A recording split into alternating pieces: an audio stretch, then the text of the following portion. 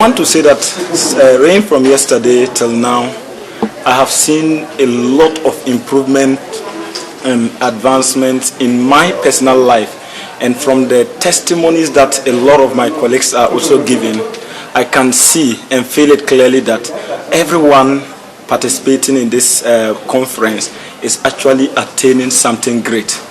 Why am I saying this? When you look at the inputs and the sessions through which we have gone through, there are a lot of new things that not only me per se, but a lot of my colleagues have testified that they have never been encountered in those sections. And having gone through all these things, I think it has had an impact in our lives. And if we go back to our schools, our churches, our associations, and we are able to embedding them in our activities, it will actually bring the transformation that all of us are yearning for. You know, there's a saying that when you sit and you are expecting something from somebody, you may not get it, but you have to rise in action. And once you are acting, you need knowledge. Once you are acting, you need not just knowledge, but knowledge from experienced people and constructive ideas that will come to boost you. And I think this training is not only giving us knowledge, but it is giving us wisdom and experiences. After here, I believe that each and everyone will not remain where he was, but will make a step ahead of where he was to another level. Testimony they themselves have given shows very well that when they even have such, if they have such training periodically, they will like it. They are happy themselves because they haven't had such training before. And initially, when these was being proposed, in fact, they were reluctant. But I had to still insist that this is necessary and they needed it. And having come, even for the first session that they had, they were high in spirit, and they really saw the need. And up to this point, I can tell you, they are so happy. They are so happy, and I'm looking forward to see a reflection of this spirit back at their various institutions across the entire Northern Province. I sincerely use this opportunity to thank the organizers of this program, Judge Saleh, and then the facilitator, our own master, Mr. Jeremiah, who has been with us since yesterday, and then trying to impact leadership skills on us. I think I'm very grateful, and I praise that God will bless him, and also all those, the team that came with him to organize this section is a very powerful and impacting one, of course.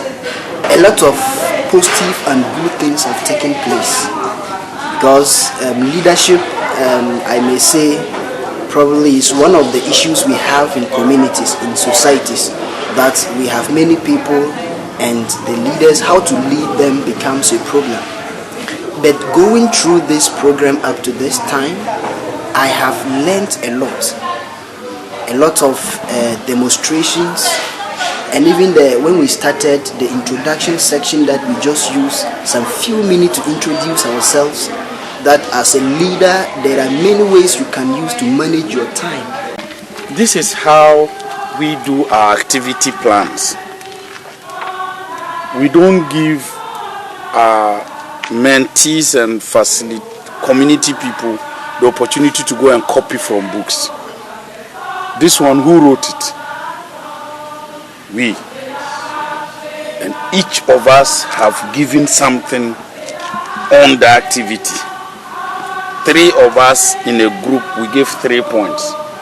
So if we don't even put it on paper and we go back to school, you remember what you said and you will want to see it, because over a period of time we will want to follow up and see whether you are not just talking, but you are also acting.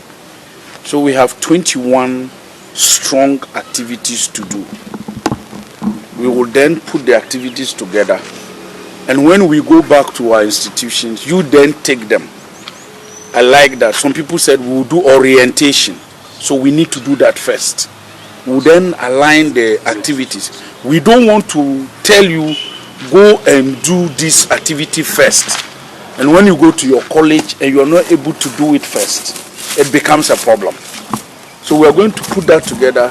By close of day, we will put that together as a document and share. So each person, each college will have that as an activity plan. What we might need to do is to go and put on timelines and break periods. When do we want to do this? How do we want to do that? When do we want to do this? And all those ones. This is what we do. And this is how we work on our activity plans. If you don't do this and ask people to do activity, they will go and take a book and copy it for you. So they don't even remember what they've copied. They'll go and take last year's activity and bring it. They don't know what it means, so they cannot do it. Now, we say we are going to support inclusivity. How are we going to do it? We want to use spider web. We want to use animal likeness exercise. Do we need reference to do that? No. We already see how it works. We know what we want to do with it. Then we take it from there. There are differences. The classes in our various schools, they teach us to facilitate our learners when we go, but they themselves don't actually do the facilitation. It is here I have come to see the actual facilitation going on. They teach us to go and facilitate, they don't facilitate. And they always tell us that people have discovered that children learn, we should allow children to construct their own knowledge. And over here I have actually seen how this should be applied so that children will be able to construct their knowledge. And when they construct the knowledge will always be permanent in them. I'm indeed impressed being part of this training, because this is my first time of being part of such training, and it's indeed going to help me both as a student teacher and as a Catholic teacher. And it is not going to help me just in my field of teaching, in every sphere of life. Anywhere I have the position to become a leader, I think whatever I've learned here, I'll be able to apply it, and it will help me and help my followers.